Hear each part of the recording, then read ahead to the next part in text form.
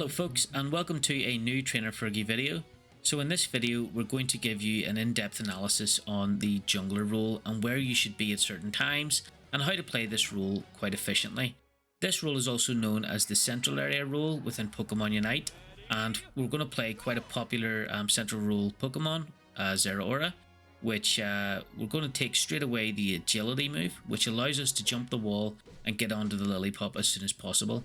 So you'll see how I've moved forward straight away. You know whether to move forward or bottom depending on the terrain. So if it's a grassy terrain, the Lillipup will move top, and if it's a sandy terrain, it will move to the bottom. Straight away, if you do have a knock-up move like Slash that Zeraora has, you want to use that on the Ludicolo because it will knock it up and interrupt its move. The same goes for the Biffalont down bottom when you go to get your second buff here. And you will see that I am wanting to gank bottom. So I'll go in like a zigzag pattern. So I'll go Ludicolo, Corphish, Biffalont, Corphish, and then out of the jungle. If you are going top, you might want to go with a bit of a circle where you go Ludicolo, Biffalont, Corphish, Corphish, and then back to the top. So it just depends on where you want to gank. It's more important to kind of make sure that your bottom lane is very secure because of the Dreadnought that's coming at 7. It's the most important objective of the game probably, apart from Zapdos. So you want to come down here, get any scores, help your team secure the area, do damage. As you see, we're playing against bots here just to kind of give you a wee bit of understanding in the practice arena.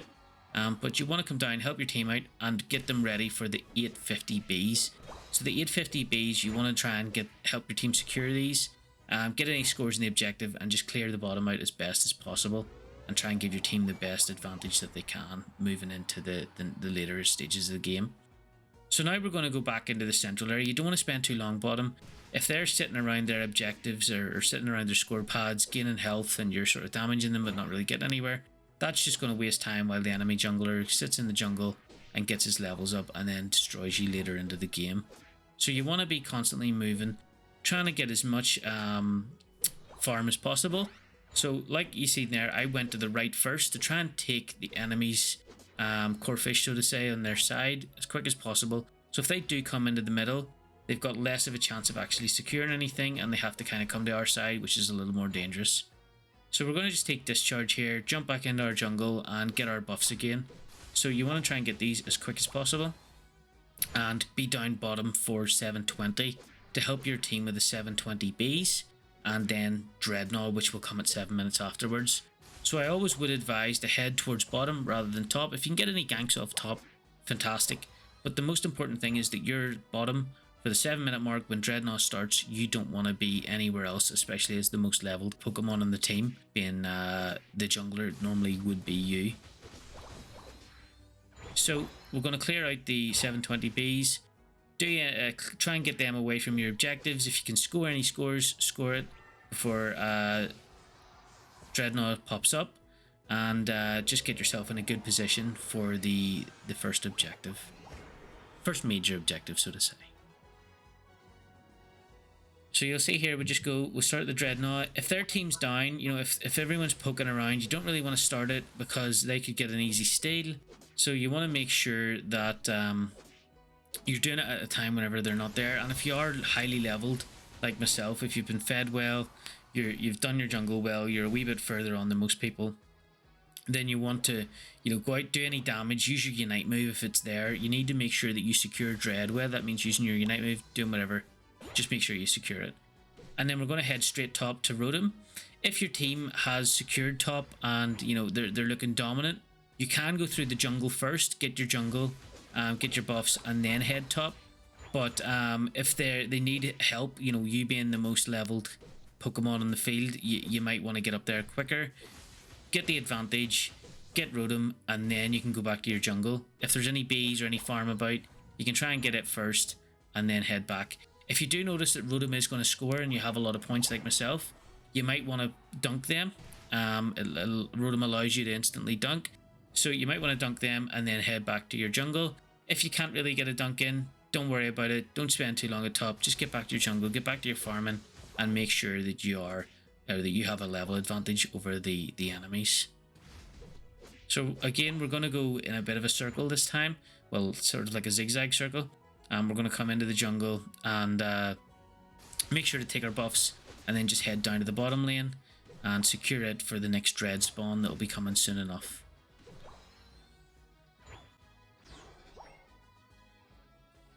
So I like to use the jump pad like you see there, just to kind of get a bit of a you know, catch the enemies by surprise rather than them seeing us coming out of the jungle. You can come out of the grass, maybe catch them out, and you can even move a wee bit closer to their side and come in completely, flank them from behind. But at this point, you just want to be leading up to the next dread. You want to be scoring, securing the bottom. If there's any farm, obviously if you break down their goal zone like that there, you might want to move closer into their base and take some of their farm. Now, I wouldn't advise overextending like this unless you're really dominating. The last thing you want to do is die close to the next dread spawn, and then the enemy just have an easy time coming in, defeating your team and taking it. So the most important thing is that you're up for this and that you take the zone. Like I see here, you've got Garchomp coming in. You want to kind of ease out a wee bit on Dreadnought. You don't want to continue hitting it. Make sure that you get the last hit.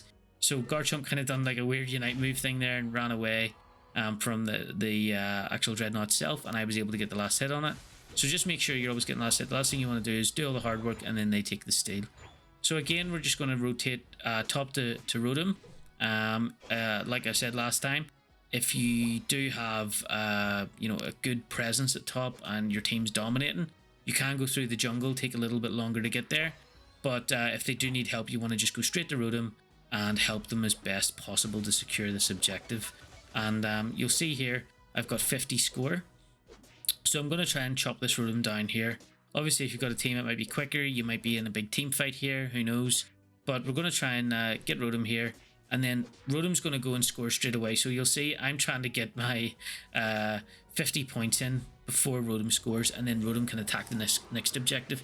But 50 points is a little bit too much unless you've got Goal Getter or something like that to reduce the time, or you have less points. But Rotom will, if you can score that, then Rotom will hit the next one, and you can just go back to your base, get your farm, and let your teammates deal with that, or let the opposing team deal with Rotom while you just continue to farm. It's time that they're not getting the levels up while you are. So this game is kind of all these little micro plays, but in and out of the 10 minutes, where you're just making sure that you are the most efficient and you're the most advantageous when it comes to the Zapdos spawn. So I can see that there's 20 seconds on Dreadnought, and I know that Zapdos will spawn at the 2-minute mark. So I feel, okay, well, I've got enough damage to kill Dreadnought in the time it takes for Zapdos to spawn. Because when Zapdos does spawn, Dreadnought, Rotom, they will disappear if they are on the map. So you need to try and get them in quickly before that. So I'm just going to jump on Dreadnought here. You don't, again guys, you don't want to be taking this objective if it means that you're risking your life. Because for instance right now, if a big team fight happened down here and I was outnumbered and I lost it, then I would be going into, you know, I'd be going into a long timer, especially when I'm this far ahead on points and levels. I'd be going into a much larger timer for my respawn, and it would mean that you know, the opposing team has an advantage leading into the most important objective, Zapdos, which they could win the game easily with, even if you're dominating the whole game. So at this point, you do want to use Unite moves. You want to make sure that you're securing Zapdos. Don't use them wastefully. Make sure that you're using them at good times to try and take out as many or enemy team members. If you've got Buddy Barrier, use them to try and keep your team members alive. Whatever it might take, but this is the time when you want to save your Unite moves for and use them. Once you get Zapdos, you know, again, once you get Zapdos, especially while you're dominating a game, that's basically game over. So we're just going to go here, score. You want to score in one of the outside rings before you can access the middle one. And instead of, you know, going and fighting the Garchomp there, you can either choose to go into their jungle, try and get some more points, and then go and score if you need the score.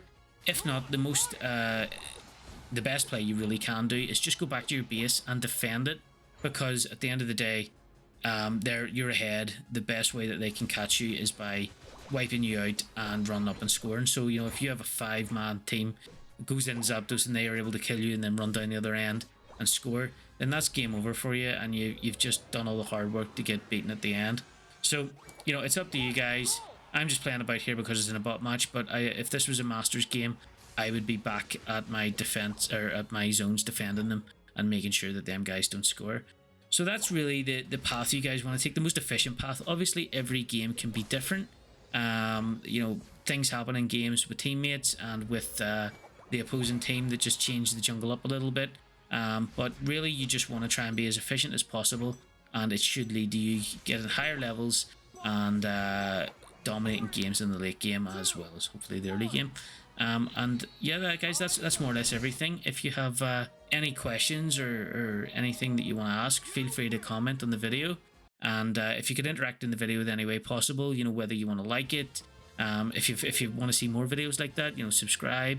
It'd be much appreciated. I've only really started out, so feedback would also be really helpful for me to find out ways that I can improve and deliver better content for you guys. So thank you very much for watching, and I hope you've enjoyed it. Until the next time, Fergy out.